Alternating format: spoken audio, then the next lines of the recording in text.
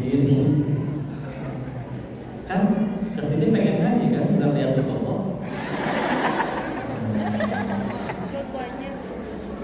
Lurus ya. Kalau niatnya ngaji, jalannya, tiap langkahnya, capek-capeknya, semuanya jadi amal soleh. Tapi kalau niatnya buat lihat si Koko bahkan tidak bisa menyelamatkan dirinya sendiri dari api neraka. Ya. Yesus kesini pengen minta doa kalian. Di sini buka dulu dengan doa. A'udzubillahi minasyaitonirrajim. Bismillahirrahmanirrahim. Rabbi shrah li sadri wa yassir li amri wahlul 'uqdatam min lisani yafqahu qawli.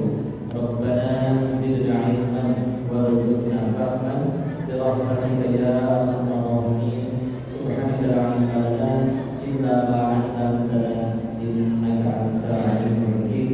Allahumma inna as'aluka 'ilman nafi'an wa rizqan thayyiban wa 'amalan mutaqabbalan. Amin ya rabbal alamin. Bismillahirrahmanirrahim. Assalamualaikum warahmatullahi wabarakatuh. Alhamdulillah, alhamdulillah rabbil alamin. Alhamdulillahilladzi khalaqal mauta wal hayata liyabluwakum ayyukum ahsanu amala wa huwal azizul ghafur. Segala puji hanya kepada Allah yang atas nikmatnya kita masih diberi kesempatan lagi hari ini bisa beramal salih, masih berislam, masih dianggap baik oleh orang, berarti pertanda masih ditutupi aib-aibnya oleh Allah. Semoga nikmat-nikmat tersebut tidak membuat kita lalai dan semakin lupa kepada Allah. Salawat dan salam semoga selalu tercurah kepada junjungan kita baginda Rasulullah Muhammad sallallahu alaihi wasallam beserta para keluarga, sahabat dan semoga Allah sambungkan kita istiqomah mengikuti sunnah-sunnah beliau sampai akhir hayat kita insyaallah. Amin ya rabbal alamin. Baik, salam takzim, salam kenal kepada para seluruh asatidz, alim ulama, kiai, tokoh masyarakat, ustadzah, murid-murid Allah. Alhamdulillah hari ini bisa ngaji bareng dengan majelis taklim multi dengan mudah-mudahan banyak sekalian. Insyaallah semoga pertemuan ini jadi jalan untuk turunkan rahmat bagi kita semuanya. Sudah pernah ketemu sebelumnya? Yang udah pernah kan? Sering di mana? Tata-tata.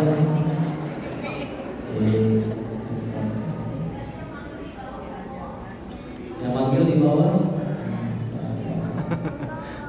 Alhamdulillah. Terima kasih ya waktu dan kesempatannya. Insyaallah.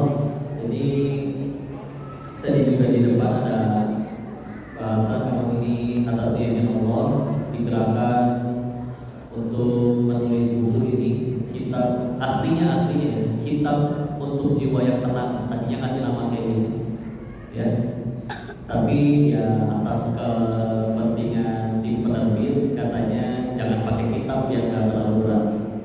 Padahal biar kalian kitab dan buku-buku juga gitu ya. Tapi untuk jiwa yang tenang yang mudah-mudahan setelah membaca ini jadi ingat Allah jadi tenang. Jadi tenangnya bukan karena yang nulis, bukan karena bukunya. Ya aslinya yang ngasih ketenangan untuk Allah. Ya. Cuman kadang kita perlu diyakinkan lagi tentang adanya Allah. Ya. Salah satu yang akan menjadi bahasan dari awal adalah ingin mencoba dulu menjelaskan gimana cara ngebedain kok hidup saya itu ini tuh apakah nikmat atau musibah atau ujian atau azab malah ya. Kadang kita nggak bisa bedain ini pahit nih, ini tuh lagi jadi ujian atau justru azab ya. Atau yang kedua ini yang sedang saya alami ini naik gaji atau misalkan karirnya melejit, ini tuh lagi jadi nikmat atau jadi musibah ya. Karena kalau misalkan empat-empatnya ini tadi kita belum lurus definisinya, kita nanti jadi rancu. Kok udah dikejar, udah punya semua, kok gak bahagia juga ya. Sedangkan kalian ada yang gak punya hal-hal yang kita punya, tapi kok dia bisa tetap bahagia ya. Maka kita mesti lurusin dulu tadi ya, nikmat, musibah, azab, dan juga ujian ya. Kita coba bahas dulu dari awal. Bismillahirrahmanirrahim. Ya. Pertama, ketika kita jalanin kehidupan, gak mungkin gak ada masalah, betul? Ya. Meskipun orang bilang kok nurut gerak sama Allah nanti kurang tepat, gitu. Karena bisa jadi habis nurut sama Allah tambah banyak masalah. Ya. Lihat para nabi, kurang nurut apa lagi sama Allah itu mereka, tambah banyak masalah. Ada yang dicaplok ikan paus, kita kan dicakar kucing kan. Ya. Ada yang dibuang ke sumur oleh saudara kandungnya sendiri, difitnah oleh perempuan masuk penjara, ada yang kusta sekujur tubuh, macam-macam. Kita nggak sanggup menjalani, menanti keturunan puluhan tahun, Masya Allah. Ya, bukan kurang nurutnya lagi, tapi nurut malah jadi seperti itu. Tapi ingat, yang harus perlu dicatat ketika kita bicara masalah, aslinya masalah itu tidak berbahaya. Yang bahaya itu kalau kita salah menyikapi masalah. Ya. Kayak contoh ya, ada kawannya ayah saya kemarin ini dia bangkrut. Saya pengen tanya dulu ya, pandemi kemarin musibah bukan? Masalah bukan? Oke, kita beranggapan itu masalah. Tapi orang ini mindsetnya bagus. Dia mah udah bangkrut, memang zamannya sudah berlalu ya, karena ya ibarat dulu handphone kan nggak ada kameranya, jadi potret yang masih pakai film tuh, oh itu aku keras luar biasa. Ketika sekarang setiap handphone ada kameranya, mau nggak mau harus bangkrut, ya. Jadi memang setiap teknologi juga ada masanya. Dia bangkrut, semua dijual-jualin, sisa tinggal 100 juta. Udah gitu besoknya lockdown pandemi, tambah-tambah. Tapi memang bagus pola pikirnya. Dia berkeimanan, berkeyakinan, gak mungkin susah melulu. Ya. Di balik suatu masalah pasti ada kemudahan. Fa inna ma'al usri yusra, inna ma'al usri yusra. So, silakan. Ini pandemi. Pandemi ini pasti akan menimbulkan kebutuhan. Dan dia melihat kayaknya orang bakal butuh sama yang namanya masker, hand sanitizer. Maka dia menangkap peluang lebih awal. Dia jadi pengusaha masker pertama di Kota Bogor. Setelah 1 tahun pandemi, 100 jutanya telah menjadi 800 juta rupiah. Coba kalau nggak pandemi, mungkin beda cerita, ya. Jadi pertama kita nggak boleh alergi dulu soal masalah, ya. Karena aslinya, nih Pak Habibie sebelum akhirnya menjadi terkenal kan, karena bisa bikin pesawat terbang, pertamanya ada masalah dulu, masyhur ceritanya, bahwa kalau di pesawat, kalau di ketinggian tertentu sayapnya retak, dan ahli teknologi satu planet bumi nggak ada yang tahu cara beresnya. Allah titipkan ilmunya ke beliau. Runtutannya masalah dicarikan solusi. Solusi membuat orang dianggap berprestasi. Orang punya prestasi maka dianggap berarti suksesnya berpangkal dari masalah, solusi, prestasi, sukses. Mau bukan seperti ya. Atau ginilah, 2 orang kerja di kantor yang sama, yang satu udah 15 tahun tapi teko masuk jam 8 pulang jam 4, langsung datang langsung pergi. Dia beres kerjaan pun dimintain bantuan gak mau, bukan tugas saya, ya. Atau karyawan yang kedua, setiap kali beres kerjaan dia inisiatif, ini kantor punya masalah apa, biar saya yang beresin. Padahal kerjanya baru 6 bulan. So, kira-kira yang lebih dilirik untuk lebih cepat naik jabatan, naik gaji, yang 15 tahun gitu-gitu aja, atau yang udah baru 6 bulan tapi nyari masalah? Jangan ada yang bisa masalah ya. Justru kita kudu nyari masalah. Ada yang pernah ngerasain kuliah kalau pengen lulus harus bikin apa? Skripsi disuruh ngapain? Nyari masalah. Orang nyebutnya nyari judul ya. Cari masalah yang bisa kamu selesaikan dengan ilmumu selama belajar 7 semester, lalu disidangkan, dipresentasikan. Kalau masalahnya aja nggak ketemu, boro-boro terus ya. Yuk, masalah tuh jalan kita jadi hebat. Contoh yang lain, ada orang tinggal di dalam gang, angkot gak lewat depan rumahnya, tapi tiap hari harus berangkat kerja, masalah. Ada orang kedua punya motor tapi nganggur, masalah. Dipersatukanlah dua orang bermasalah tersebut dalam satu aplikasi ojek online, tapi bukan untuk chattingan, ya. Ya. Tapi untuk tadi dua orang bermasalah tadi dipersatukan. Maka kalau penemuh perusahaan ojek online-nya minimal untuk dunianya dia lebih makmur, ya itu wajar beresin masalah orang. Jadi yuk jangan alergi sama masalah. Udah belajar kelas 1, 2, 3 SMA semua materi khatam, tapi nggak mau ujian, lulus kan? Ujian tuh naik kelas. Ujian keempat juga sama. Bisa jadi nggak kerasa memang karena tidak ada pelatihannya, tapi di hadapan Allah bisa jadi derajatnya beda kualitasnya. Kapunten ya para istri-istri yang mungkin diselingkuhi. Musibah kan? Ya. Tapi kalau gara-gara itu dia jadi tambah banyak tahajudnya, tambah rajin Qur'annya, punten bisa jadi dia lebih terjamin surganya daripada yang suaminya nggak selingkuh. Meskipun yang nggak selingkuh jangan disuruh selingkuh sama ibu. Selingkuh apa? Saya dapat pahala dari mana? Enggak gitu juga. Jadi jangan alergi sama masalah ya. Suruh nyari masalah ya. Nyari masalahnya yang positif ya. Tolong bedakan nyari masalah sama nyari ribut atau nyari gara-gara atau nyari mati sekali. Jangan ya. Yuk kita masuk lagi ya. Oke, dalam hidup pasti ada kepahitan. Ya, nggak mungkin nggak. Sok setakwa apapun bakal ada kepahitan. Ya. Kepahitan itu nanti baru kita pecah jadi dua. Ada yang dia menjadi ujian, ada yang menjadi azab. Apa bedanya? Sederhana. Azab itu diundang oleh dosa. Ya. Ulangi, azab itu diundang oleh dua, ujian. Ujian itu untuk meninggikan derajat. Ulangi, untuk kepahitan ya. Kita mesti hafal dulu. Sudah sering diulang-ulang. Kepahitan dalam Islam itu memang ujungnya cuma dua.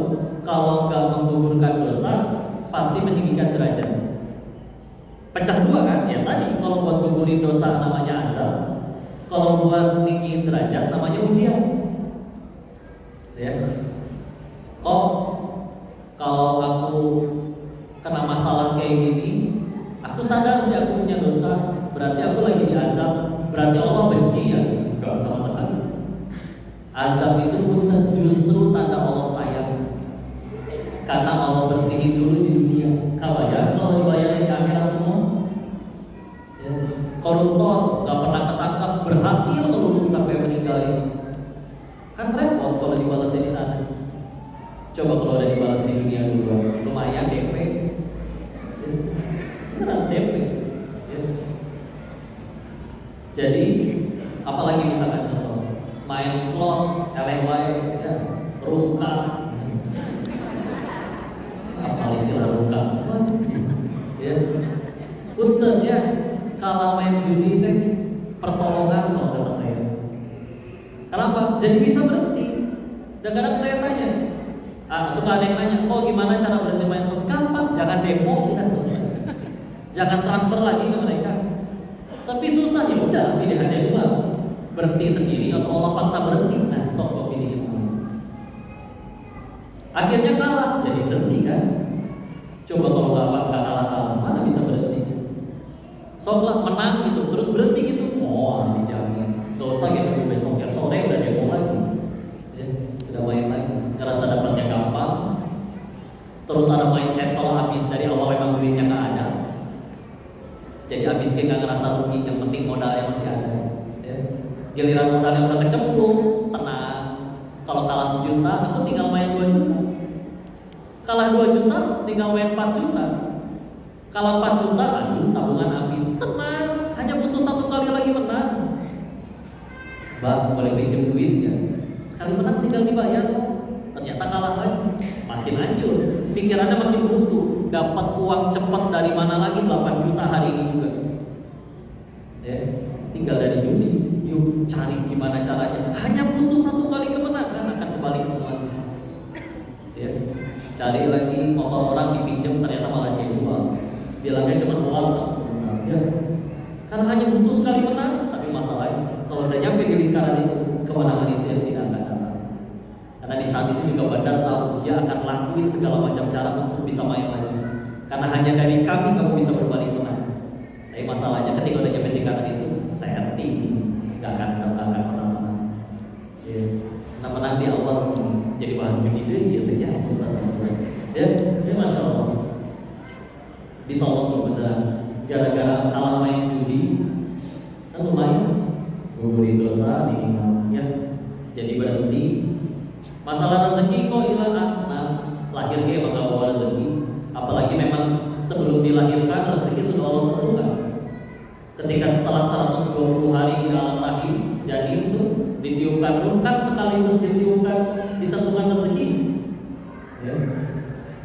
Kali azab buat gugurin dosa, ujian peninggian derajat, dan jangan sekali-kali berpikir bahwa azab itu adalah Allah benci. Kenapa? Kalau Allah emang udah benci, matiin pas lagi maksiat sekalian, biar suul khotimah. Enggak kok, masih hidup tuh. Ya. Gini, dosa tuh pilihannya cuma dua. Kalau terus-menerus dilakukan, dosa tuh pilihannya cuma dua. Satu, dibongkar sama Allah, biar kepala malu sekalian. Siapa tahu setelah viral dia tobat, kan malu jadinya kan setelah kebongkar. Dan kalau misalkan ada yang belum kebongkar, demi Allah bukan karena dia jago nyembunyiin, masih Allah tutupin, masih Allah kasih kesempatan. Ya. Yang kedua, kalau masih terus dilakukan, gak tobat-tobat juga, pilihan yang kedua, Allah matikan dalam keadaan lagi maksiat. Suul khotimah, ya. Waktu masih di DT kajian sama AA, beliau cerita, dia memang ya tentu tidak mungkin menyebutkan nama, tapi ada tokoh yang beliau kenal, wafatnya, meninggalnya di, mohon maaf, hotel remang-remang dalam keadaan tanpa busana dengan sesama jenis. Sok coba bayangin, punten Allah dengan segitu maha baiknya Allah. Mungkin nggak kalau itu baru pertama kali maksiat langsung Allah matiin suul khotimah detik itu? Kayaknya nggak mungkin dengan atas nama maha baiknya Allah. Ya. Maka punten ini menurut beliau ya, bisa jadi karena kepala seringnya, tapi nggak tobat-tobat juga, kepala udah matiin seperti itu biar jadi pelajaran bagi orang-orang yang lain. Kesempatannya kan sederhana sih, pokoknya habis maksiat kita nggak langsung mati, sederhana berarti Allah kasih kesempatan. Ya. Jadi ya, yang kedua setelah azab ujian itu buat tinggi derajat. Ya. Kok apa bedanya kepahitan yang sedang aku alami ini? Ini buat gugurin dosa apa buat tinggiin derajat sih? Gimana bedainnya? Ini pahit nih, saya lagi ketipu orang misalkan. Gimana cara bedain? Ketipunya saya ini tuh buat gugurin dosa saya atau buat tinggiin derajat saya? Ini tuh azab atau ujian? Ya. Perbedaannya biasanya kalau itu azab, biasanya perih luar biasa. Dalam gitu nangis sampai bengkak misalkan ya. Tapi kalau untuk ujian, kadang orangnya hare-hare, itu biasa. Kata orang ini orang ujiannya kok parah banget, dia biasa, udah gitu. Ya. So para nabi pernah gitu ada yang pundung, nyesel aja kalau bisa jadi nabi itu. Tahu gitu gak diambil omongannya. Ya enggak juga ya, banyak gini juga ya. Tapi gak pernah ada satu nabi pun berkata menyesal bahwa kenapa wahai Rasul, kenapa engkau tidak berdakwah? Kamu di media lain keluar. Jadi nggak ada yang perlu, ya. Insyaallah. Jadi lihatnya kayak gitu ya. Kalau misalkan masih kayak misal contoh ya, koleksi sesuatu, bukan berarti nggak boleh koleksi sesuatu ya, silakan. Tapi kalau dikoleksi dan sampai nyantol di hati, nemplok di hati, terus hilang, perih, yuk kudu berani menampar diri sendiri. Berarti hal tersebut masih nempel ya.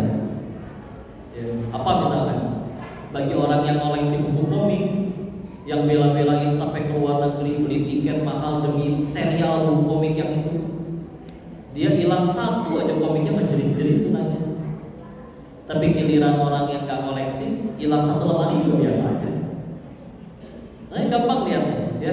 Kok sholat sih sholat kok, tapi ketinggalan sholat nggak pernah nangis. Pas kehilangan jabatan baru nangis. Berarti di hatinya jabatan. Kok ketinggalan sholat sih nggak pernah nangis dia kok, tapi giliran followernya kabur, viral, aibnya kebuka, netizen menghujat, baru sedih sesedih-sedih. Berarti bisa jadi ilahnya penilaian makhluk. Ya. Jadi lihat gampang ya. Dan ya tadi ya, ketika Allah mencabut itu dan perih, Allah hanya mencabut kemelekatannya.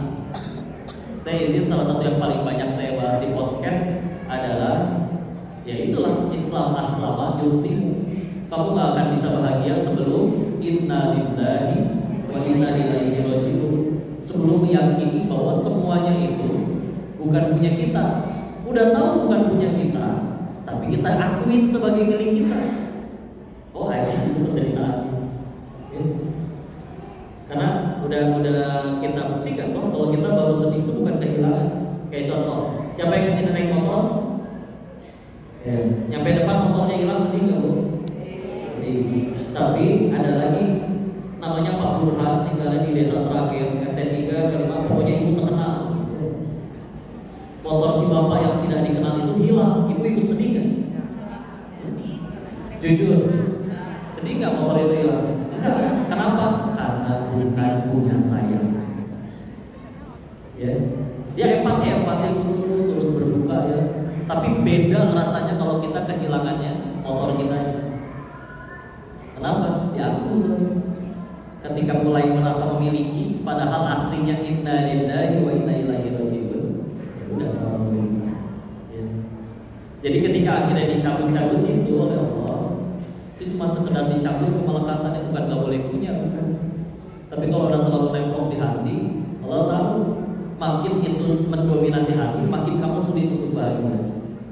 So, siapa yang dulu sebelum merasain kerja pernah berpikir, saya kayaknya punya uang sebulan 2,5 juta dari gaji dia udah bahagia. Dan uang jajan dulu gak segede gitu. So, sekarang udah kerja 15 tahun. Percuma gaji 2,5 juta. Saya mau bahagianya nanti kalau udah jadi manajer gajinya 5 juta. Padahal dulu pernah berkata gitu, kayaknya enak gitu ya punya gaji 2,5 juta sebulan.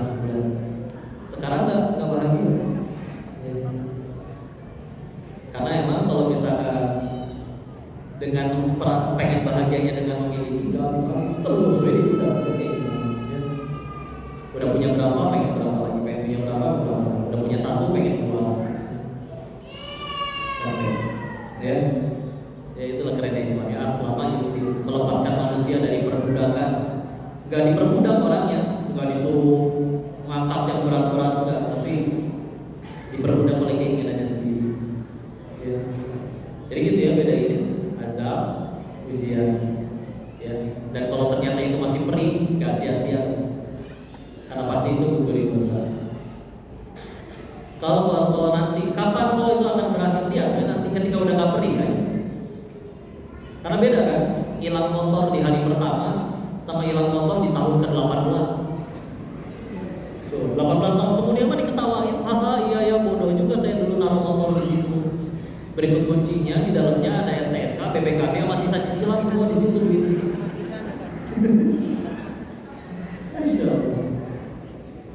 Alhamdulillah. Iya. Alhamdulillah. Enggak rugi sama sekali aslinya. Ya. Nah, paling kita tinggal terusin kalau kita yang mengalami ya, kita masih bisa mikir, ya Allah pasti ada dosa gitu. Ya. Kalau ke orang jangan gitu dibalik. Ya Allah, kok ujian dia lebih parah sih dari kita.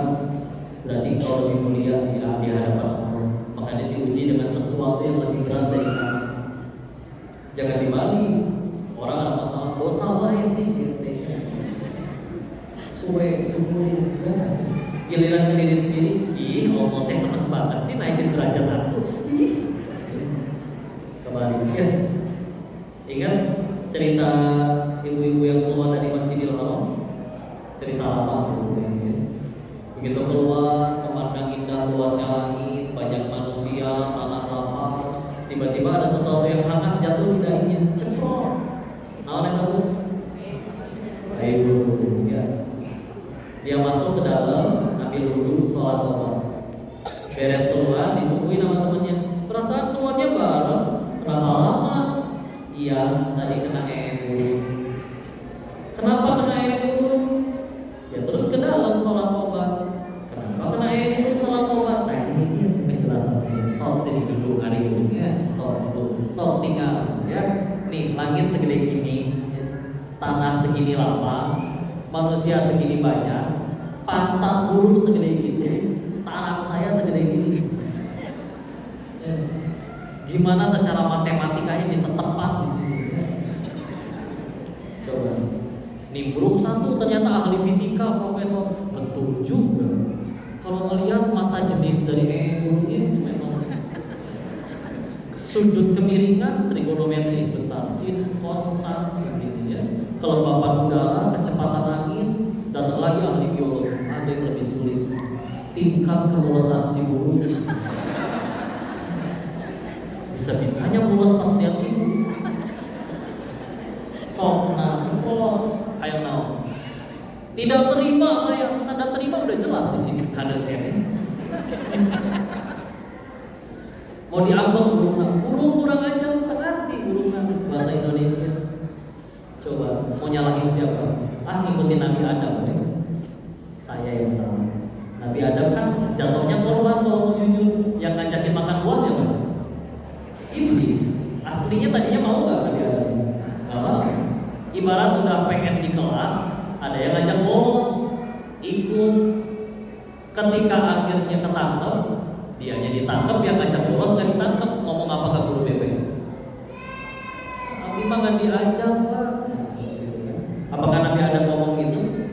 Ya Allah, Pak, kamu apa? Dia diajak, saya tanya, ya tuh dia diundang. Pakai bahasa Sunda deh. Enggak. Surat ke-7 Al-A'raf ayat 23. Rabbana walamna anfusana illa taghfir lana wa tarhamna lanakunanna minal khasirin. Wahai Tuhan kami yang zalim. Gak usah nyalahin siapa-siapa. Jika Engkau tidak merahmat, tidak mengampuni kami yang zalim. Ya. Kembalikan kalau iblisnya. Surat 15 Al-Hijr ayat 39-nya. Karena Engkau yang telah menjadikan aku sesat, ya Allah. Allah yang disalahin. Sama kayak ada orang selingkuh, ya kan takdir di tangan Allah. Allah sih bikin aku selingkuh. Ya. Salah Allah semuanya. Itu pemikirannya. Kalau ada kayak gitu berarti ya udah jangan ikutin iblis. Ya. Balik lagi dari Azab, ujian karuni ya. Nah sekarang tinggal sikap kitanya. Ya. Ketika dapat kepahitan tadi itu, lalu misalkan kita udah bisa bedain mana azab, mana ujian. Memang sebaiknya dari contoh-contoh yang terdahulu juga, sesoleh apapun mereka tetap menganggapnya itu penggugur dosa. Gak mau berani menganggap bahwa aku tuh udah sebaik itu, enggak. Meskipun ada kisah-kisah mohon maaf pelacur memberi minum saya peranci, diampuni, ada kisah seperti itu, ya. Dan itu tanda kebaikan Allah. Tapi orang-orang soleh terdahulu, namanya anak. Kalau yang kayak gitu saya baru anak.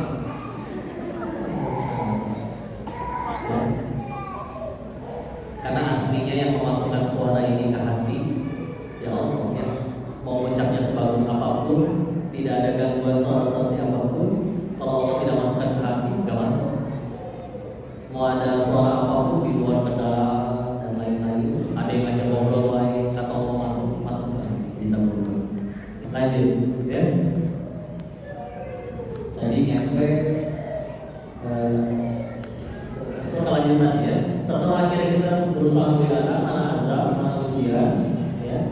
Baru nanti tinggal respon kita nih seperti apa.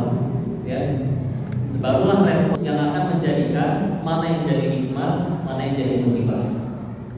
Ya. Maka renungannya kayak gini ya.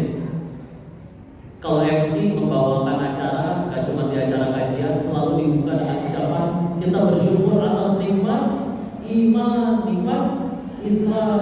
Kalau udah sampai baku lah itu ya, kadang dihafal. Padahal kalau direnungkan, kenapa hanya dua tersebut?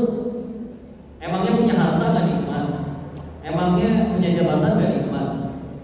Karena ternyata ya hanya iman dan Islam lah yang punya potensi jadi dosa.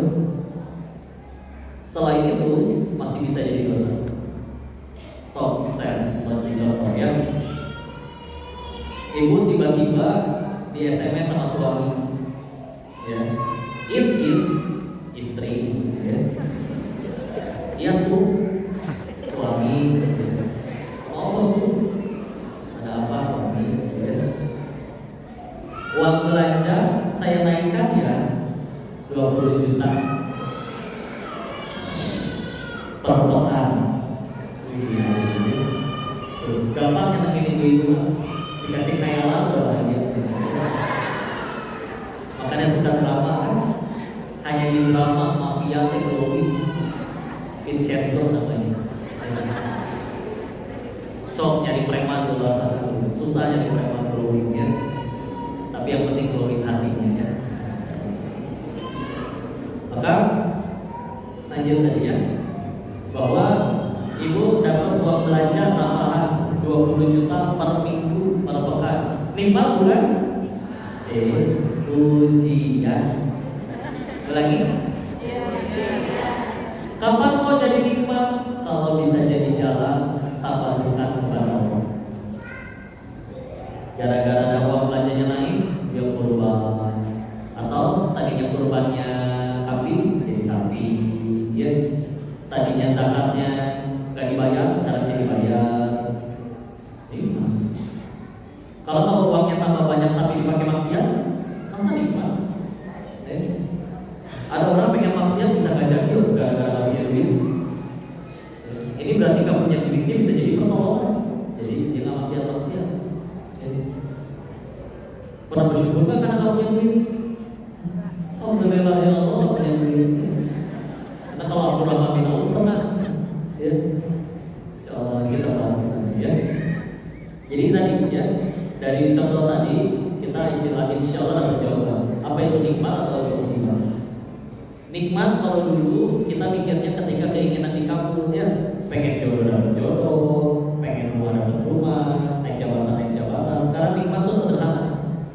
Ketika sudah Allah yang jadi tujuan. Nikmat itu adalah ketika apapun membuat kita dekat sama Allah. Gitu ya. Meskipun hawa nafsu nggak suka, tapi kan kita tahu hawa nafsu bisa berujung keburukan. Kata siapa kok? Kata Allah, surat Yusuf ayat 53 ke atas ya, bahwa hawa nafsu ini membawa kepada keburukan. Saya kalau salah sebut nama ayatnya, ingat dari itu pojok di atas, ayatnya 53 sih. Lanjut. Musibah berarti apa? Apapun. Kebalikan yang tadi, apapun yang membuat kita tambah jauh dari Allah. Meskipun bentuknya tadi, uangnya tambah banyak, jabatannya tambah tinggi, itu udah gampang beda. Berarti kok semua hal bisa jadi nikmat loh, betul. Tinggal kita ngapain? Kita jadikan jadi jalan tambah dekat sama Allah. Ya. Diputusin pacar bisa jadi nikmat? Bisa. Kalau gara-gara diputusinnya tambah dekat sama Allah. Ya. Pas lagi pacaran kan jadi jarang ingat orang. Nanti baru dibedakan. Kalau pengen nangis pun nggak apa-apa, tapi nangis juga ada dua. Ada yang nangisin masalah, ada yang nangisin dosa penyebab masalah. Beda dia. Gimana nangisin masalah? Pemuda, kenapa nangis? Iya, diputusin pacar. Kenapa diputusin pacar nangis? 1 jam sebelum diputusin, saya belikan mereka sekeluarga iPhone 14 Pro Max. Pantesan jadi harta. Yang kedua ditanya, kenapa kamu juga diputusin nangis? Dia jawab, karena selagi aku bersamanya, aku merupakan penciptanya. Kira-kiranya siapa? Udah ada kamar mandi nyalain keran air. Jadi lagi.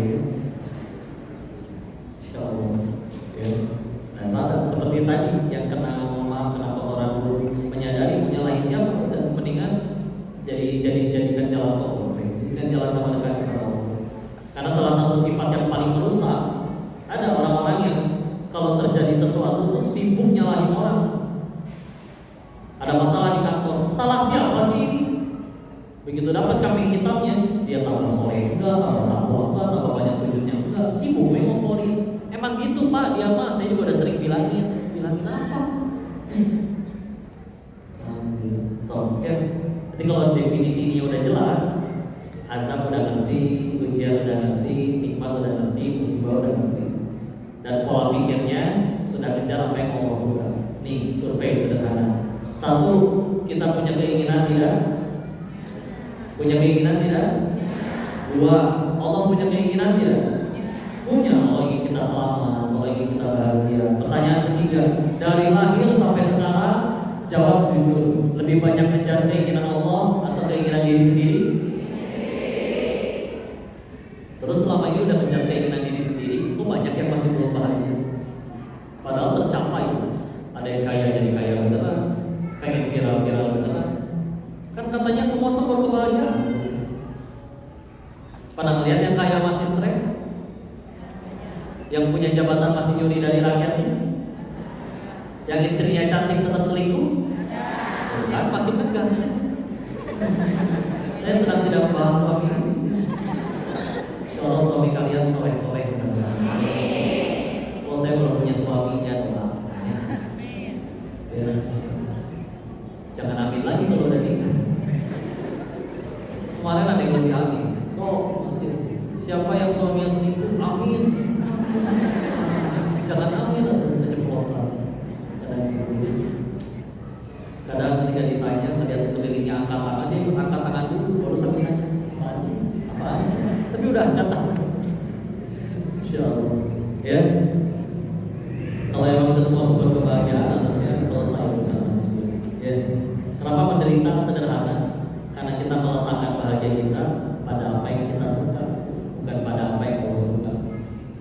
Capek beneran.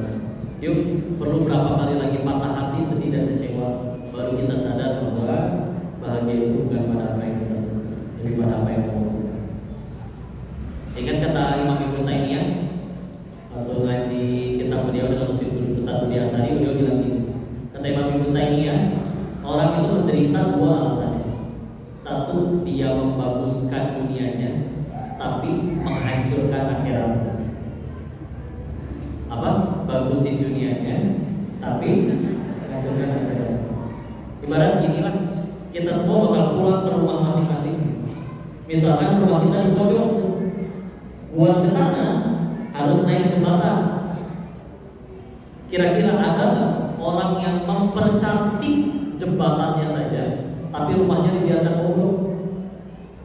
Jembatannya dibikin pegangannya dari emas, kasih lampu sorot, karpet yang bagus, tanaman hias, tapi rumahnya Allah pantona, atap bocor, bobrok, tembok retak-retak. Sebagus-bagusnya jembatan, kita nggak pengen tinggal di jembatan kan? Nah, kita suka kayak gitu tuh, ngebagusin jembatannya atau ngebagusin dunianya, akhiratnya. Bukan berarti nggak boleh punya dunia, harus punya. Berapa banyak orang-orang soleh terdahulu yang kaya? Abdurrahman kaya, Rasul juga kaya, ya. Imam Sufyan Ats-Tsauri kaya. Ketika ditanya kenapa imam besar kaya, biasanya imam itu sederhana. Dijawab oleh beliau, agar aku tidak bergantung kepada manusia dan kepada pemerintah. Gagal kita jawabannya. Nah, makin kita bergantung kepada selain Allah, turun bisa. Jabatan tinggi tapi mentalnya nih, bos, tender bos, proyek bos, tetap itu belum bisa. Ya, Insyaallah. Ya, jadi gitu ya. Azab, ujian, nikmat, musibah. Jadi kalau udah kayak gitu, lapang, benar-benar lapang. Sok diingat ya. Makin soleh seseorang, lihat kan, kayak makin gak pernah marah, gak pernah ngambek, gak pernah kecewa, gak pernah ngeluh. Padahal dia udah dijahatin oleh orang yang dia tolong. Kenapa tetap berbuat baik?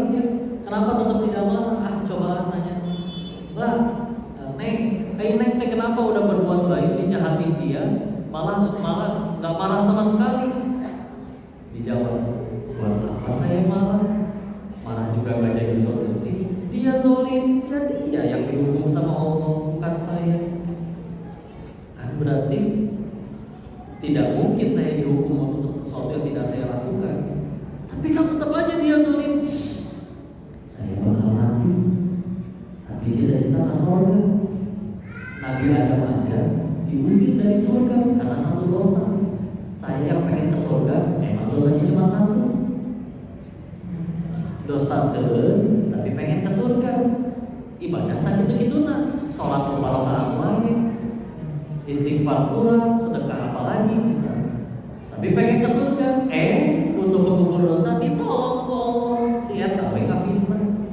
Kan alhamdulillah gugur dosa. Makanya ini saya pengen nganterin kue bolu ke rumah dia. Tapi kan dia udah zolim membongkar aib kamu. Manusia itu kan tambah baik kalau dikasih tahu kekurangannya, bukan diberikan tepuk tangan terus. Nyamuk aja mati karena tepuk tangan. Nantinya coba lihat dia, ya rela-relain begadang, gak makan demi mencari aib saya. TikTok di scroll nyampe paling bawah, Instagram dicari aibnya sampai yang paling bawah, Facebook digeledah semua dicari. Begitu dapat aib saya, dia bongkar. Kan saya jadi tahu apa yang harus saya perbaiki. Berarti dia cinta banget nih sama saya segitunya.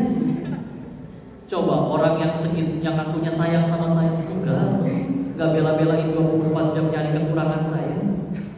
Ya Allah, apa dia pura-pura benci aja ya, aslinya sayang banget. Tambah lagi bolunya buat dia. Bangga orang ya.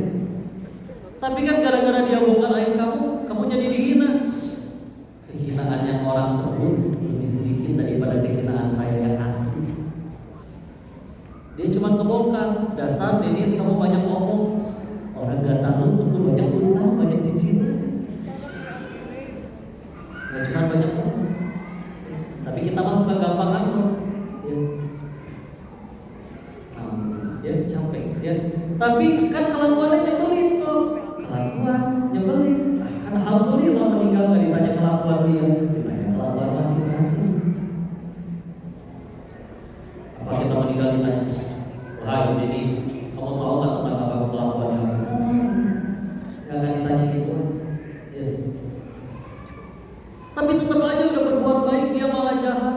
Akan berbuat baiknya bukan supaya dia suka, biar Allah suka. Apa artinya satu dunia cinta tapi Allah benci? Enak ya, lega ya. Dijamin meskipun gak kasep, meskipun gak gelis, gak cantik ya, tapi punya hati kayak gitu nyaman tuh. Dibandingkan misalkan iya dia tinggi, cantik, putih, langsung mirip bihun lah ya. Tapi di sana nyakitin terus, negatif, ngambek we kerjaan. Mendung dikit, dicarikan. Udah tahu jemuran masih pada basah, udah tahu Bandung hujan teh macet, belum tentu hujan, udah dimarahin. Giliran macet, ngambek ya. Ngaco Bandung teh. Di luar negeri gak ada di macet-macet kayak gini. Padahal luar negeri belum pernah. Yang penting ngambek. Pagi sarapan, ada sarapan apa? Tuh ada nasi kuning. Nasi kuning yang di depan, kuning yang kayak puncak. Pelan-pelan tapi dicemilin habis. Bangun tidur lalu awak neremu, coba pada kebetulan bisa bangun. Kerja ngambek, kalian tuh bisa diem sih. Kepala saya pecah kalau bikin ini. Coba mau pecah di kantor. Kasihan mau beker di mana-mana ya. Perlu dipel. Coba ngambek saya. Sering dengar orang kayak gitu? Terdengar jelas suaranya? Karena bisa jadi suara kita sendiri. Sama tuh yang ngambek naon aku tenang aja. Dicaci. Monyong aku Denis, mulut saya gak langsung mancung gitu. Dipuji ya sama. Ibu teh menikmati sampai ibunya langsung lancing. Itu aja. Ibu kalau dikasih uang juta suka, tapi palsu. Gak jadi suka ya. So ya, tahu nggak? Kadang kita suka sesuatu yang palsu. Mau tahu contohnya? Nih, ketemu sama ibu-ibu teman lama misalnya kayak gini, terus ada ucapan kayak begini, ibu setiap hari tambah muda ya. Asli gak tuh omongan? Tolong jelaskan secara medis, bulan mana masuk akalnya manusia tambah muda setiap hari? Tolong dijelaskan, gak ngerti. Tapi percaya kita mah, nyampe toiletnya ngaca, iya juga ya. Ya juga, ya, turunan gak bisa bohong. Mau ditarik kayak anak ya. Nah, kan nggak masalah ya. Tapi kalau tidak terima tuh capek luar biasa. Apalagi kadang puji ada maunya. Mana pujinya kadang iri. Ibu berapa sih usianya awet muda begini? Aku 42 loh. Kayak 41,5 ya. Lumayan tuh. Coba setengah tahun bisa sholat berapa kali? Lumayan ya. Jangan terima. Karena kalau tidak terima masih capek. Tidak terima usia bertambah, melebar, setiap kali foto tahan nafas. Repot kan? Berhasil terlihat langsing, wajah membiru, kurang oksigen. Udah miring gagal, gaya gini gagal, kameramen disalahin. Mas jangan gendut ya, soal kumaha caranya jangan gendut. Dicing sih gitu yang makan banyak dia yang dimarahin saya. Luar biasa ya. Bu, saya belum survei di sini ya. Saya mau survei boleh? Pertanyaannya satu, Bu, kenapa ibu-ibu ini kalau foto nggak bisa satu kali? Kenapa harus diulang? Ya, Bu, misalkan seharian foto begitu nyampe rumah dihitung ayat 70 siki. Diupload semua enggak kan? Belum timernya 5 detik. Pegel ya. So, ya saya tanya. Ibu foto 10 orang. Yang 9 senyumnya udah sempurna, tapi ibu perut sorangan diulang moal.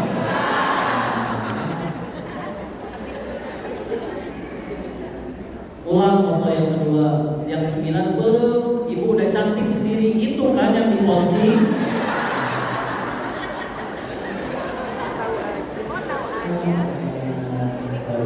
Inilah klaster buat di muka ini. Saya kiri belok kanan dia kurang. Enggak, ya. Tapi dari mereka terakhir orang-orang solehnya, sesoleh-solehnya bapak nggak bisa ngelahirin. Jadi timnya lahir mereka. Ya. Sesoleh-solehnya laki-laki masih ada sejarah di dalam Islam, ayahnya soleh, anaknya belum soleh. Nabi Nuh, anaknya Kan'an kena ikut. Tapi kalau sudah ibundanya yang soleh, istrinya Imron, Hana, melahirkan anak soleh dan soleha bernama Maryam. Maryamnya soleh, anaknya ibunda Maryam, Nabi Isa alaihissalam soleh. Ibunda Khadijah radhiyallahu anha, putrinya Fatimah soleh. Fatimah Zahra radhiyallahu anha, putra-putranya Hasan Husain soleh. Jadi, ya, karena masih alhamdulillah sih kalau misalkan pengajian selalu banyakkan ibu-ibu, biar ibu-ibunya kepada soleh. Ya, begitu ya. Soalnya ya foto, alhamdulillah masih handphone sendiri ya. Ada fotonya di handphone orang yang dia musim, yang disimpenin, yang dia cantik doang. Yang punya handphonenya udah bagus tapi dia yang merem, dihapus tuh fotonya.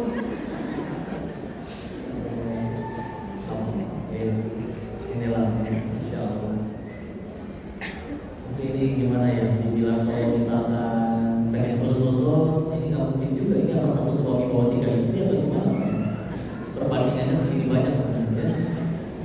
Saya makin yakin banget nanti akan sampai di tingkatan dari 50 kelahiran cuma 1 laki-laki, 1 banding 50. Ya, itu memang salah satu ciri akhir zaman, laki-laki makin langka. Ya, udah malah laki-lakinya nggak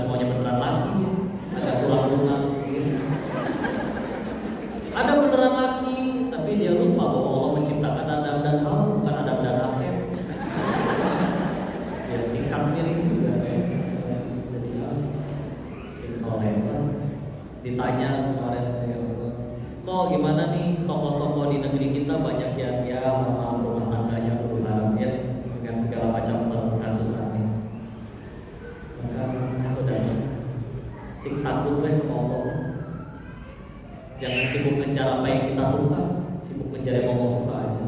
Iya, hawa nafsu mah suka, punya selingkuhan, punya apa suka, ya. Tapi dijamin ikutin apa yang kita suka biasanya berujung kepada masalah.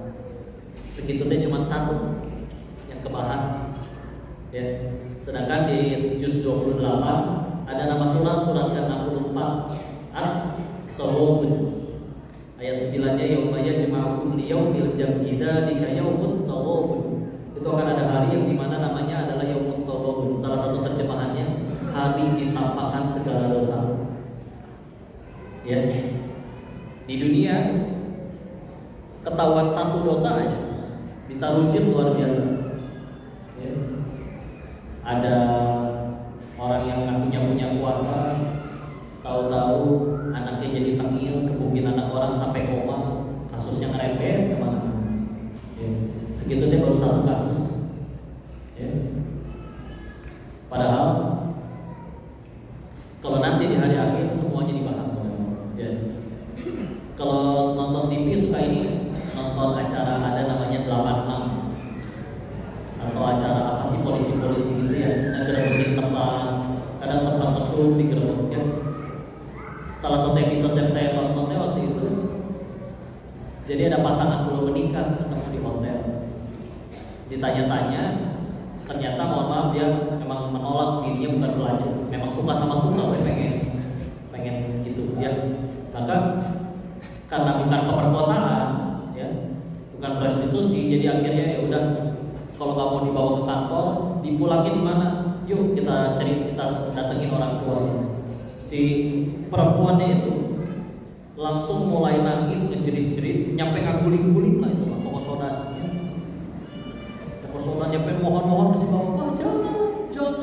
Ternyata si perempuan ini dia tinggal cuma bertiga, satu sama ibunya, satu lagi sama anak perempuannya. Janda ternyata dia anak satu. Nah dia ketika kata polisi pengen disampaikan kepada orang tuanya, ngejerit berusaha nyampe guling-guling, nahan tangan si bapak, gak pengen dibawa pulang ke orang tuanya, gak pengen dua orang tersayangnya mengetahui kelakuannya. Punten ya, ini baru pengen dibongkar kedua orang, belum ke seluruh manusia. Dan punten, ini pun belum hukuman atas dosa. Di yaumut taghabun, ya, hari nanti setelah kematian akan ada hari ditampakkan segala dosa. Si Dennis ini akan diperlihatkan di depan seluruh orang yang pernah mengenalnya, yang mengfollow medsosnya, diperlihatkan diri ini pernah melakukan dosa apa aja, dikasih lihat kepada seluruh follower.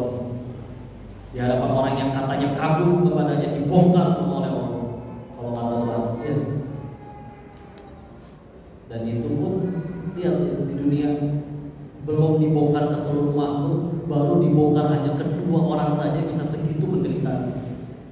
Dan segitu pun belum hukumannya. Di hari itu demi Allah nggak bisa kabur kemana-mana. Otak sing takut udah sama Allah. Kalau kita benar-benar gak sayang sama diri sendiri, apa contoh kita gak sayang sama diri? Bikin dosa. Karena kalau bikin dosa, bikin maksiat kan Allah mah gak rugi. Yang rugi siapa? Kita. Ya. Terus kita terus-menerus gak ngerasa gak sayang sama diri sendiri. Ya udah, ingat atau siapa yang kita sayang? Karena bisa jadi nyampenya ke anak-anak kita, dijahatin orang, diapain. Kita capek, jangan sibuk aja mengejar apa ya.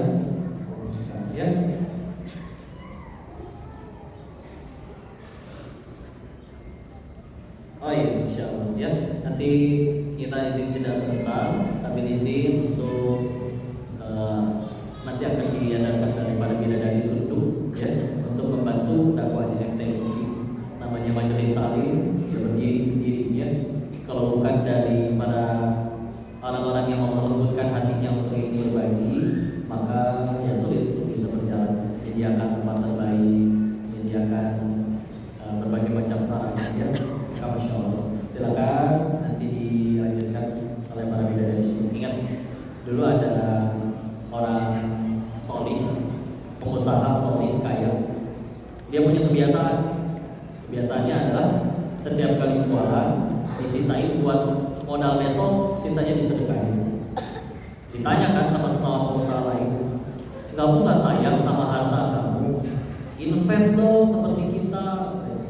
Dijawab oleh pengusaha, justru saya sayang banget sama harta saya, makanya pengen saya bawa mati.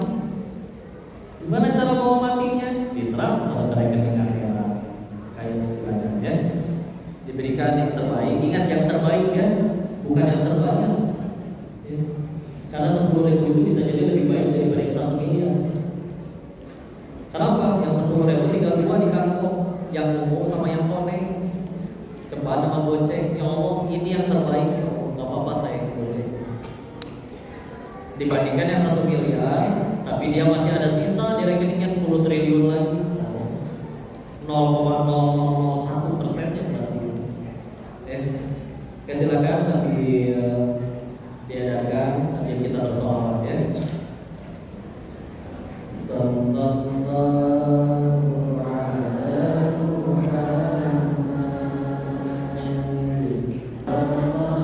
Sallallahu alaihi wasallam.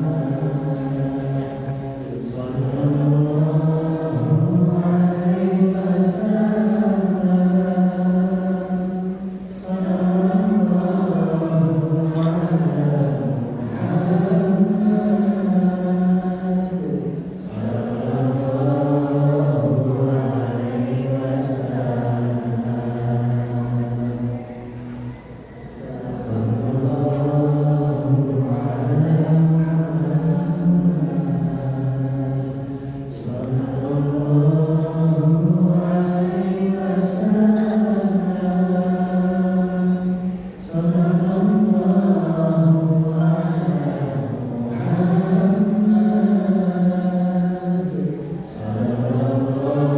Sallallahu alaihi wasallam.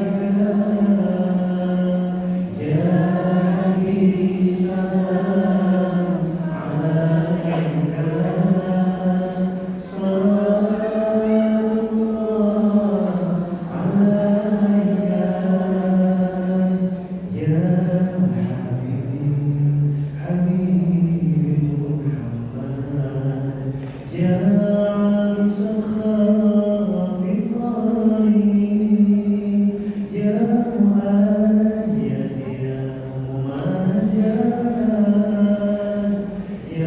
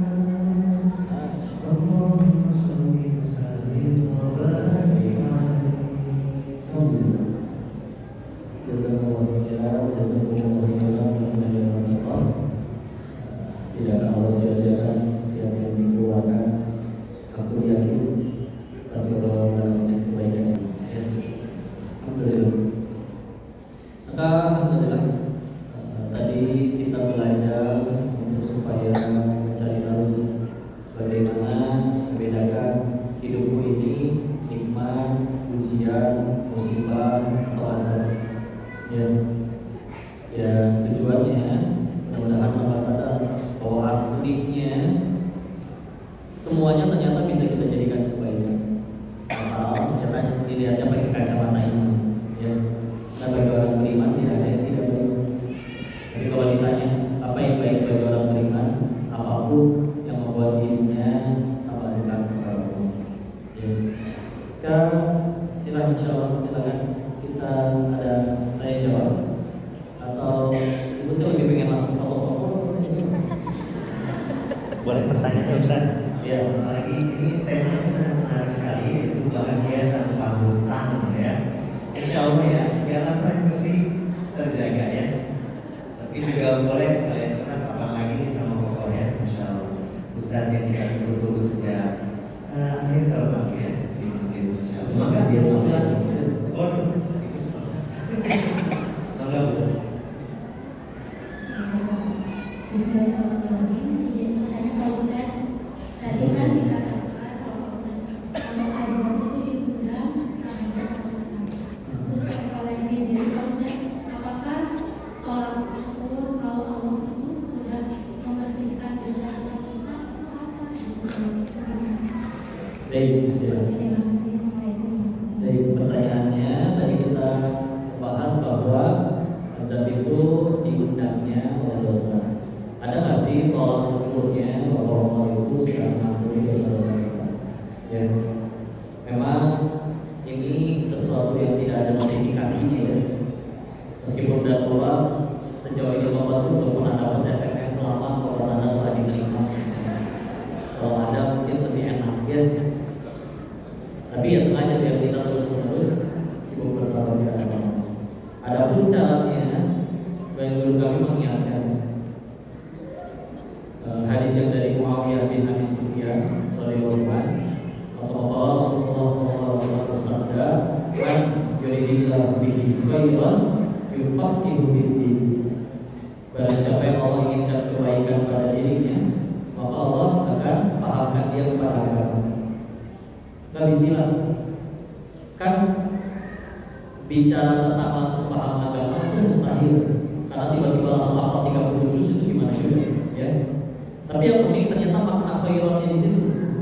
Kalau menurut beberapa syarah hadis, khairan kalau di dalam hadis hadis seperti itu bisa diartikan adalah surganya Allah. Berarti kalimatnya bisa kita terjemahkan, kalau Allah menginginkan seseorang untuk masuk ke surganya Allah, Allah akan pahamkan dia kepada. Gimana maksudnya dia jadi paham agama? Kan gak mungkin langsung hafal 30 juz. Maka dibikin jadi pengen belajar agama. Ya. Maka ketika akhirnya di sini bismillah mudah, gak ada halangan tadi. Bismillah kami berhusnuzon, ini wajah-wajah orang yang memang dulunya pasti pernah punya dosa, tapi Allah menginginkan semua wajah yang ada di sini adalah akan ada di dalam surga Allah. Karena kalau Allah memang dari Allah udah kepala nggak cuma diberi kesempatan masih hidup, tidak langsung dibinasakan, bahkan juga udah nyampe angkanya ke majelis itu. Kita tahu ya, meskipun motornya ada, bajunya ada, alas kakinya ada, ongkosnya ada, niatnya ada, Allah tidak izinkan nyampe sini, bisa nyampe enggak? Berarti udah nyampe sini karena kita yang sudah soleh-soleha dengan Allah yang tolong. Ya, itu salah satu dari sebagian yang pernah membahas ini, salah satunya saat tadi di sini saya. Tapi memang ciri-ciri lainnya kesempatan belum kami juga menjelaskan adalah dia pasti akan membenci kemaksiatan itu yang dulu. Jangankan kemaksiatannya, karena kalau udah benci kan gak mau lagi kan? Bahkan ada yang sampai bahkan gak mau lagi untuk lewat ke tempat dia pernah maksiat itu dulu. Menyesal senyesal-nyesal, ya.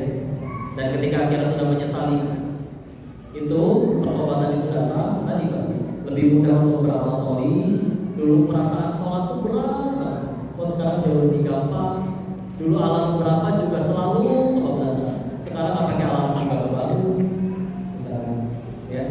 Mudah-mudahan itu adalah sebagian dari pertandanya, ya. Tapi yang pasti ya terus menerus saja lah. Ayat pegangannya Quran surat 35, surat Fatih ayat 45 nya. Ini juga ayat andalan kami pribadi, masya Allah. Surat 35 ayat 45. Kalau yang menulis seperti ya. Surat 35 itu surat Fatih. Ayat 45 itu ayat terakhirnya, pas pojok kiri atas sebelum Yasin kalau di usaha standar. Ya. A'udzu billahi minasyaitonir rajim. Bismillahirrahmanirrahim. Walau yu'akhidullahu an-nas bima kasabu ma taraka 'ala dhahriha min dabbah walakin yu'akhiruhum ila ajalin musamma. Apa artinya kalau sekiranya Allah menghukum manusia atas dosanya, kontan orang maksiat langsung balas dosanya datang, balasannya datang, kata Allah tidak akan tersisa makhluk bergerak yang bernyawa di muka bumi. Mati semua. Berarti kan maknanya dua. Satu, tidak ada yang untung dari dosa. Dua, dosa sekecil apapun lah yang mau matikan ternyata. Tapi ternyata kenapa kita masih ramai kayak gini? Walakin yuakhiru, tapi Allah akhirkan untuk mereka ila ajalin musamma, sampai waktu yang sudah ditentukan.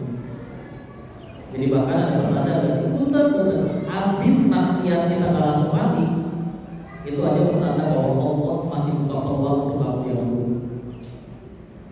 Karena kalau emang Allah udah benar-benar benci, udah nggak mau ngampunin, udah bagi Allah mati, udah kuat waktu lagi maksiat. Kenapa kita habis maksiat masih hidup? Sederhana, Allah nungguin kita. Sebelum nyawa ini sampai kerongkongan, pintu itu selalu terbuka. Tinggal kita yang mau datangin atau enggak. Gak ada yang ngalangin kita dari tobat. Apakah ketika kita tobat, setan gak suka kita digebukin sama setan itu depan dulu? Lagi sholat dipajol, lagi tidur dicekek, enggak? Enggak. Setan mah kita nyalain murotal 24 jam di rumah aja, Al-Quran dia gak betah. Tapi mencet tombol matiin sendiri aja gak bisa. Dan kalau bisa horor ya. Dia paling cuma bisa ngasih was-was. Bosan nih kurang lain, ganti dong yang lain. Kalau kita nggak mau dulu, apa murotalnya dibanting? Ya, jadi itu ya. Sebagian dari tanda-tanda. Iya, benar-benar ingat ya. Ingin menuntut ilmu, ingin gimana? Tinggal latihan aja terus meneruskan ya. Karena nanti makin tambah ilmunya, makin tambah itu ada ujian ilmu. Jadi sombong atau tidak? Ya, nanti jadi lupa. Ketika semakin banyak yang puji, lupa menganggap bahwa dirinya adalah sebagus pujian orang, lupa bahwa dirinya pernah melakukan hal-hal yang orang lain tidak tahu tapi Allah tahu. Jadi sibuk, jangan sibuk dengan yang orang lain tahu, sibuk dengan apa yang Allah tahu. Allah bisa sebagian dari cirinya, tapi Bismillah kami berkhusus supaya hadir di sini. Allah telah ampuni segala dosanya dan juga Allah ingin mengumpulkan sekalian semua di sana surganya Allah. Mohon doanya justru karena barangkali justru malah diri yang tergelincir, ya.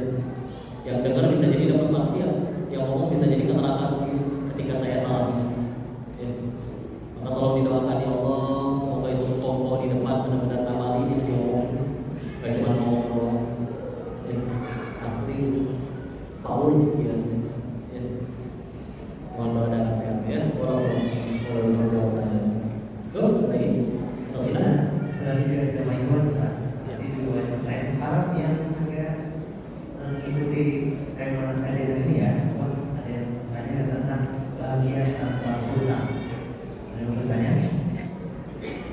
Bapak di belakang ini pada paham misalnya kayak saya ibu boleh sesuai tema Bu. Gitu.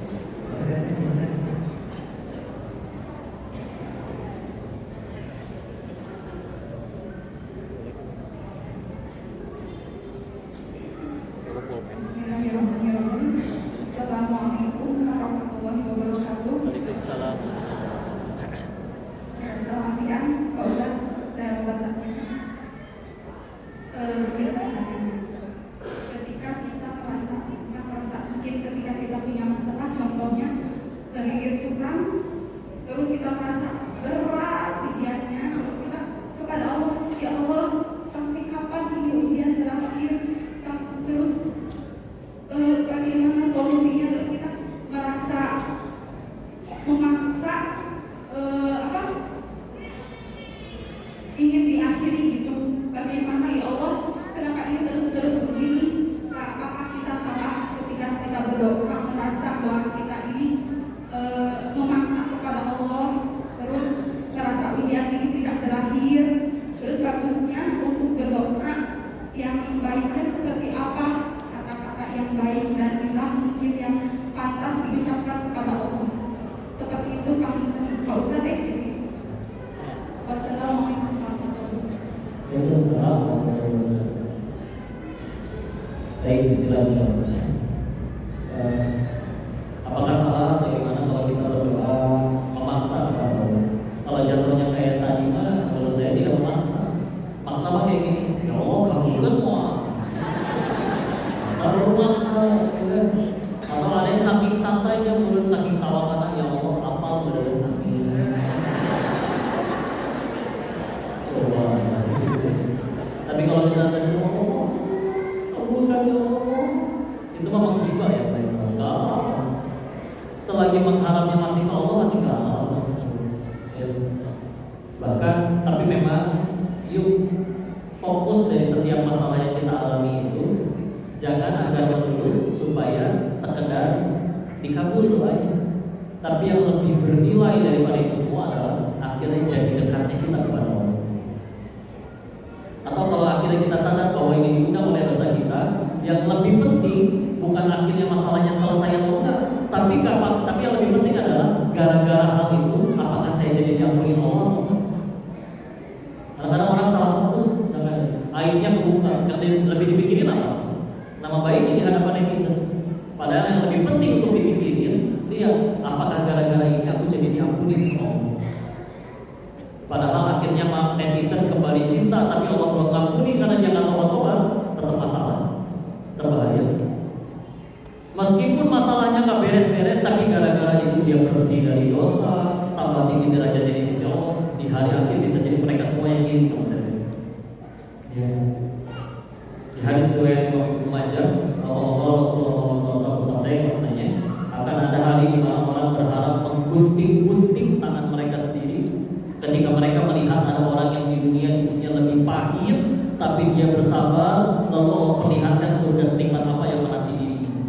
Saking irinya dia melihat pahala kesabaran tersebut, dia berharap, oh itu saya aja ya Allah yang mendapat kepahitan itu di dunia. Sampai dia rela kalau perlu saya gunting di tangan saya sendiri, yang penting saya dapat nikmat senikmat itu. Berarti ya, tapi benar ya. Bisa jadi itu proses pelepasan segala hal yang melekat ya. Karena emang aslinya ini mah kata guru saya, dan saya berusaha menampar diri setiap kali saya sedih, maka bertanya, kalau masih sedih memang penyebab utamanya dua. Katanya kata yang cara meremindernya adalah bisa jadi satu, kita terlalu cinta sama dunianya, atau dua, mungkin kita belum pengen surga. Karena setiap kepahitan yang dialami itu dijamin, hakul yakin gak akan Allah sia-siakan, pasti ada kebaikan di sisi Allah. Ya, sebagaimana tadi yang diselingkuhi bisa jadi lebih terjamin surganya daripada yang tidak diselingkuhi. Ya. Kenapa ujiannya beda-beda? Karena Allah tahu mana jalan terbaik untuk kita nyampe ke surganya Allah. Bahkan kalau disurvei, semua keinginan dikabul, tapi Allah tidak berikan surga. Pengen? Atau semua keinginan tidak ada yang dikabul, Allah cuma janjiin satu tempat terbaik untukmu di surganya Allah. Mau? Berarti kan aslinya kita pengen surga. Ya. Dan Allah yang yang paling tahu kita harus diuji dengan cara apa agar tambah mudah masuk ke surga. Lihat di surat Al-Kahfi ketika Nabi Khidir membunuh anak kecil dan diprotes oleh Nabi Musa. Kenapa engkau membunuh jiwa tanpa dosa ini? Di akhir perjalanan baru diingatkan, anak ini kehendak Tuhan. Allah mengetahui anak ini akan murtad dan mengajak sekeluarga yang murtad. Kalaupun anak ini tetap hidup dan misalkan jadi orang hebat, kaya, rupawan, jadi tokoh, tapi sekeluarga murtad ke surga. Atau skenario kedua, si anak meninggal masih kecil, belum punya dosa, ke surga nggak sih anak? Ibunya dari hari si anak wafat sampai hari si ibu wafat misalkan selisih 40 tahun, dan selama 40 tahun si ibu setiap malam menangis tanpa jeda, ya, gak ada hari di mana tidak menangis, ya. Maka dia wafat dalam keadaan beriman meskipun sedih, wafat dalam keadaan beriman dan beramal soleh kepada Allah, ujungnya ke surga. Ketemu lagi nggak sama anaknya? Lihat, saking Allah pengennya sekeluarga ini ke surga, Allah lebih ridho untuk menyuruh salah seorang nabinya membunuh anak kecil tanpa dosa. Yang penting ini sekeluarga ke surga. Pahit memang kata sudut pandang manusia, ya. Tapi kalau dilihat dari sudut pandang akhiratnya nggak ada itu. Ya. Bismillah, nggak apa-apa, ya. Dan berdoa gimana supaya tambah baik, ya. Bisa bermunajat dengan, ya, tawasul ada. Yang saya tahu bertawasul itu ada 3 yang diizinkan oleh syariat, ya. Tawasul itu seolah jadi kayak ada yang menjadi perantara atas doa. 1, bertawasul dengan nama-nama Allah. Contoh, kita butuhnya rezeki, ya udah ya Razak, ya Allah Engkau ya Razak, Engkau Maha Pemberi rezeki. Puji Allah. Ya. Terus yang kedua, bertawasul dengan amal soleh. Boleh. Contoh, setelah sedekah subuh berdoa, ya Allah, rezeki darimu ini kusedekahkan kembali di jalanmu, dan jadikanlah ini wasilah dikabulkan doa hamba untuk apa? Ya, bismillah itu boleh. Ya. Yang ketiga, meminta doa dari orang-orang soleh. Ketemu guru, mintanya doa, bukan selfie misalnya. Ya. Itu bismillah jadi kebaikan. Ya. Maka itu ada pada memang yang paling baik di waktu mustajab. Ingat ini hari Arafah, hari yang mustajab doa, berdoa. Atau nanti kalau misalnya ketemu waktu hujan, atau hari Jumat setelah pada asar selesai sholat 5 waktu, atau misalkan di antara menunggu azan dan iqamah dalam keadaan wudu menghadap kiblat, ya. Berdoa dengan nada yang lirih, ya. Mohon berdiawali dengan memuji Allah, bersolawat kepada Nabi, ya, sebagaimana Al-Fatihah. Al-Fatihah itu 7 ayat, tapi 5 ayatnya memuji Allah, permintaannya cuma 2 ayat terakhir, ya. Terus tadi ya dengan silakan dengan doa soleh, minta didoakan oleh guru-guru, atau punya rezeki, ngajak anak-anak yatim misalkan diajak makan, lalu minta mereka untuk mendoakan, itu boleh, ya. Maka bismillah, itu beberapa adabnya, ya. Dalam keadaan berwudu, menghadap ke arah kiblat, selesai sholat dengan doa mustajab, dengan suara yang tinggi, memuji Allah terlebih dahulu, bersolawat kepada Nabi. Insya Allah udah amal semua, ya. Tinggal kita juga yang paling penting yakin bahwa Allah akan mengabulkan. Dan juga tadi fokusnya diganti, yang paling penting bukan sekedar dikabul, tapi Allah tambah cinta kepada kita. Itu yang lebih mahal. Dan Allah SWT Assalamualaikum warahmatullahi wabarakatuh. Ustaz, saya ingin bertanya mengenai Ustaz. Misalkan semisal Ustaz, kita di zaman dahulu punya kita kepada seseorang, terus kita tidak tahu sekarang di mana itu posisinya, apa yang harus kita lakukan. Lalu yang kedua, apa benarnya sekarang banyak ustaz-ustaz di TikTok, ya ustaz-ustaz gitu ya. Ada yang pernah berbicara seperti ini. Katanya kalau misalkan kita masih berhutang, sudah kita teh jangan lu sedekah, kalau misalkan hutang kita teh masih ada seperti itu. Terima kasih. Assalamualaikum warahmatullahi wabarakatuh. Baik, bismillah. Terima kasih. Pertama, gimana kalau kita berhutang? Ingat utangnya, uangnya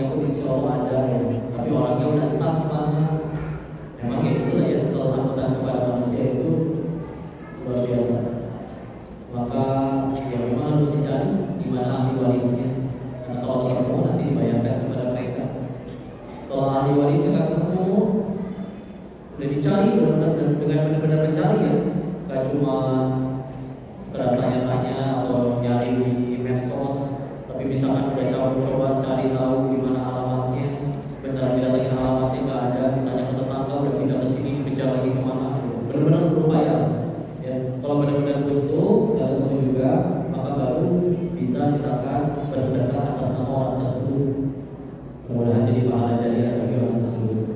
Kalau bisa sedekahnya yang tidak habis, wakaf, ya, misalkan ya jadi sekolah atau jadi masjid atau jadi Al-Quran atau jadi sesuai caranya.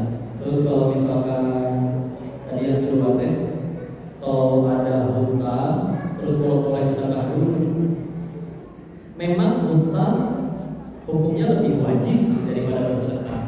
Ya memang. Tapi kalau kondisinya hutangnya 18 miliar, di kantong cuma ada 2.000 dan ini lagi beres sholat subuh, ayo sedekah subuh, berdoa dengan ini mudah-mudahan lunas.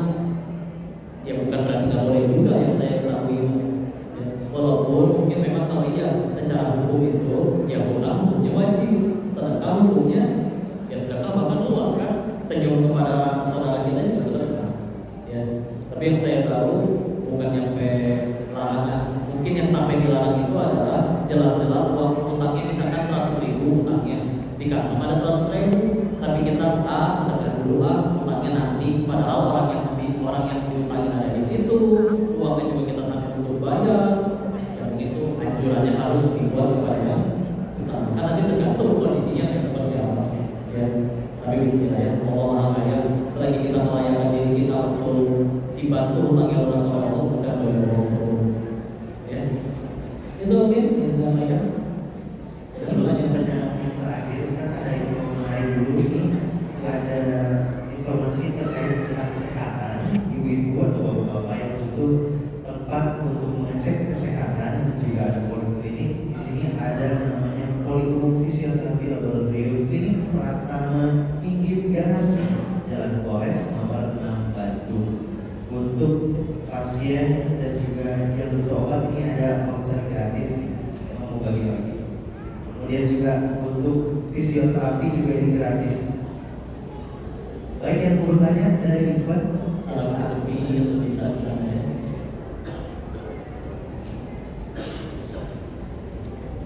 Assalamualaikum Ustaz. Waalaikumsalam warahmatullahi wabarakatuh. Saya mau bertanya bagaimana kita menyikapi orang yang berhutang pada kita, Menyikapi orang yang apa kepada kita? berhutang pada kita, Berhutang kepada kita. Oke. yang lama dan diingatkan atau tidak membayar. Terima kasih. Baik, silakan. Ya. Bagaimana cara kita menyikapi orang yang hutang kepada kita, udah diingetin tapi masih gak bayar dulu? Aslinya dia yang rugi kan? Tenang aja. Di dalam Islam yang dihutangi itu tidak pernah ada rugi. Jadi saya nemuin hadis ini di kitab As-Sahih At-Targhib wa At-Tarhib karya Syekh Al-Munsiri yang ditarjim ulang oleh Syekh Nasruddin Al-Albani. Di dalamnya ada bab tentang hutang. Salah satu hadis yang dibahas di situ adalah Rasulullah Muhammad SAW bersabda, maknanya kalau misalkan kita ngutangin orang, bahasa kitanya ya, hutangnya misalkan 10 juta, pinjam tanggal 1, janji dibayar tanggal 10, maka dari tanggal 1 sampai tanggal 10 tersebut setiap harinya kita dianggap bersedekah sejumlah hutangnya. Coba, gimana lagi bisa dapat pahala sedekah sehari 10 juta dengan uang cuma 10 juta? Maka silakan hutangin orang. Kayak gitu ya. Kalau dia akhirnya tembus dari tanggal 10, maka sampai hari nanti dia membayar tanggapan itu, semenjak dari tanggal 10 sampai setelahnya, sampai hari dia bayar, kita dianggap bersedekah sebanyak 2 kali lipat dari jumlah yang dihutangi. 20 juta sehari dianggap sedekah. Karena orang yang banyak dihutangin orang, tahu-tahu nanti di hari akhir pahala sedekahnya banyak sih gak kaget sih. Ya. Jadi dari sudut pandang yang dihutangi baik untuk menenangkan ya kabar baiknya. Tapi mohon dalil ini jangan dipakai sama orang yang berhutang. Kan kamu nanti dapat pahala, saya pinjam duit lagi deh, ya ada kayak gitu ya. Kalau banyak berhutang yang berlaku ya untuk yang hutangnya ya, bahwa ya hutang itu berat ya. Seahli ibadah apapun, tapi pernah dengan sengaja berhutang dengan niatan gak bayar, dan orang yang diutangin yang kali itu terhalang oleh Allah dari surga. Ya. Makanya kadang hati-hati gitu ya. Makanya guru-guru kami itu yang pengen jaganya kalau lagi kalian wisata kemana gitu ya, ada odol tempat sendiri di kamar mandi umumnya, sebelum dia minta orangnya gak berani minta, meskipun udahannya bisa minta ke orangnya, tapi takut gak ada umur dari kamar mandi sampai ketemu orang. Ngejaga sampai kayak gitu. Tempat kerja ada printer, bosnya beli tintanya untuk ngeprint urusan kerjaan. Terus kita sengaja ngeprint buat urusan di rumah, jual es cendol buat istri, jual di rumah. Gak berani, karena takut bosnya gak ridho. Itu bukan hal kita. Dan punten, mungkin ini yang paling mengagetkan ya. Sok kalau pengen mengamalkan ya. Siapa yang masih pakai gas melon 3 kilo? Kan? Nyadar nggak ada tulisan apa di situ? Hanya untuk masyarakat. Saya cari aturan pemerintah itu masyarakat miskin menurut standar undang-undang Indonesia adalah yang berpenghasilan di bawah 1.500.000 sebulan. Maka punten itu teh bisa murah karena pakai uang rakyat disubsidi. Sok yang punya penghasilan lebih besar dari 1,5 juta jangan pakai yang 3 kilo lagi. Takut hisab. Wow, tugas. Ini namanya sikap warung ya, berusaha menjaga ya. Karena yang kita nggak tahu benar-benar, karena kalau ada hak orang yang kita zolimi takut ya. Jadi gimana kalau orang tersebut ya ingetin kita, selagi kewajiban yang ingetin udah beres ya udah, kita nggak punya kekuatan mengubah hati orang, apalagi kalau memang nggak ada biayanya. Tapi dari sudut pandang Allah memang nggak ada yang begini. Paling nanti secara begini ya. Kalau kita pengen menganggap itu tetap sebagai hutang, nanti kalau pengen hitung zakat mal, piutangnya orang itu tolong dihitung sebagai harta. Misal, punya uang 45 juta, belum mencapai nisab nih, tapi orang itu utang 10 juta, ya, maka utangnya orang itu harus dihitung sebagai harta tabungan kita. 45 tambah 10, jadi kita punya 55 juta, sudah masuk wajib zakat, nisab kali 2,5% zakat. Meskipun 10 jutanya masih di dia dan entah kapan bakal dibayar, ya, secara fikih. Tapi kalau misalkan pengen kita itu tidak wajib dihitung lagi sebagai harta kita, ikhlas gitu. Dan itu pun tidak akan Allah sia-siakan, pahala mengikhlaskan hutang pun ada ganjarannya di situ. Ya. Jadi paling itu bisa kami sampaikan ya. Allah SWT bisa jawabannya. Ya, baik. Saya izin sebelum itu ini yang di depan buku yang tadi dibahas tentang apa bedanya tadi yang nikmat musibah ujian azab itu sebetulnya bab 1 dari buku. Dari ada total ada 5 bab. Silakan kalau mau diteruskan. Buku ini ditulis dengan tujuan untuk membuat siapapun yang membaca jadi semakin dekat kepada Allahnya, semakin kuat keimanannya, semakin teguh keyakinannya, semakin tinggi ketakwaannya. Silakan. Mudah-mudahan jadi tenang ya selalu membaca buku ini. Tapi mungkin diatur ini karena setahu saya di dalam masjid nggak boleh jual ini, jadi mungkin agak ke depan ya di dalam masjid. Ya. Itu sama izin tadi sudah izin ke Bunda Rahma. Qadarullah atas izin Allah kita sedang membangun sekolahan di Bogor bagi yang ingin berkontribusi di dunia pendidikan, bagi teman-teman yang masih yatim duafa supaya mereka bisa belajar. Tafadhol Allah. Izin dibacakan nomor rekeningnya nanti bisa dibantu oleh Bunda Rahma juga ya. Kalau mau dibacakan izin. Apa tadi? Atas nama rekeningnya BSI 722 045 9122